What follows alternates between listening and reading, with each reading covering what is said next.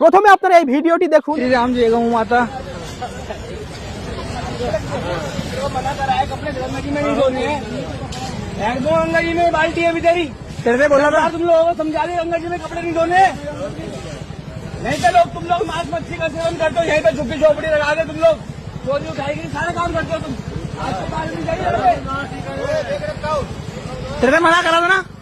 ভিডিওটিতে দেখতে পাওয়া যাচ্ছে যে একজন মুসলিম মহিলা তিনি গঙ্গা নদীতে কিছু জামা কাপড় ধুয়ে তিনি উঠে আসছেন এবং পিছন থেকে একজন লোক তাকে কিন্তু গিয়ে হুমকি দিচ্ছে। তো বন্ধুরা জাস্ট একটা কথা ভাবুন যে মানুষের চিন্তা ভাবনা কতটা নীচ হলে মানুষ এইরকম করতে পারে। হ্যাঁ, আপনি গঙ্গাকে আপনি পুজো করতেই পারেন, কিন্তু দিন শেষে এটা ভুলে যাবেন না যে গঙ্গা কিন্তু একটা নদী। সেই নদী কিন্তু কোনো ধর্মের নিজস্ব নয়, সেই নদী সম্পূর্ণটাই প্রকৃতির। আপনি যদি গঙ্গার প্রতি এতটাই দরদ দেখান তাহলে গঙ্গার আশেপাশে যে সমস্ত শহরগুলো গড়ে উঠেছে সেই সমস্ত শহর থেকে দৈনন্দিন প্রচুর পরিমাণে ময়লা আবর্জনা গঙ্গা নদীতে ফেলা হচ্ছে, সেটা নিয়ে কেন কথা বলছেন না? আপনি যদি গঙ্গা নিয়ে এতটাই চিন্তিত হন তাহলে গঙ্গার আশেপাশে যে সমস্ত কলকারখানাগুলো গড়ে উঠেছে এবং সেই সমস্ত কলকারখানার নোংরা আবর্জনা অপরিষ্কার জল সেগুলো গঙ্গার প্রতিনিয়ত মিশছে, সেগুলো নিয়ে কেন কথা বলছেন না?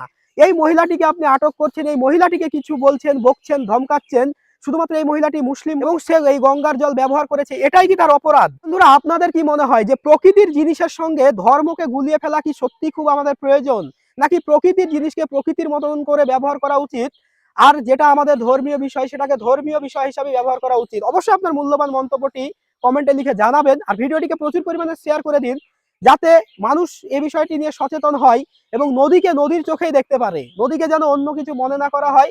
আর যদি মনে করতে হয় সেটা আপনি একান্তই করুন, সেটা আপনি একান্তভাবেই করুন। তার জন্য প্রয়োজন হলে যতটা আপনার এফোর্ট দেওয়া দরকার আপনি ততটাই দিন। একজন মুসলিম মহিলাকে আপনি এভাবে হেনস্থা করবেন এবং বাকিদেরকে আপনি ছাড় দিয়ে দিবেন, এটা কিন্তু হতে পারে না। তো অবশ্যই ভিডিওটি প্রচুর পরিমাণে শেয়ার করে দিবেন আর এইরকমই আরো ইনফরমেটিভ ভিডিও পেতে অবশ্যই আমাকে ফলো করে রাখবেন।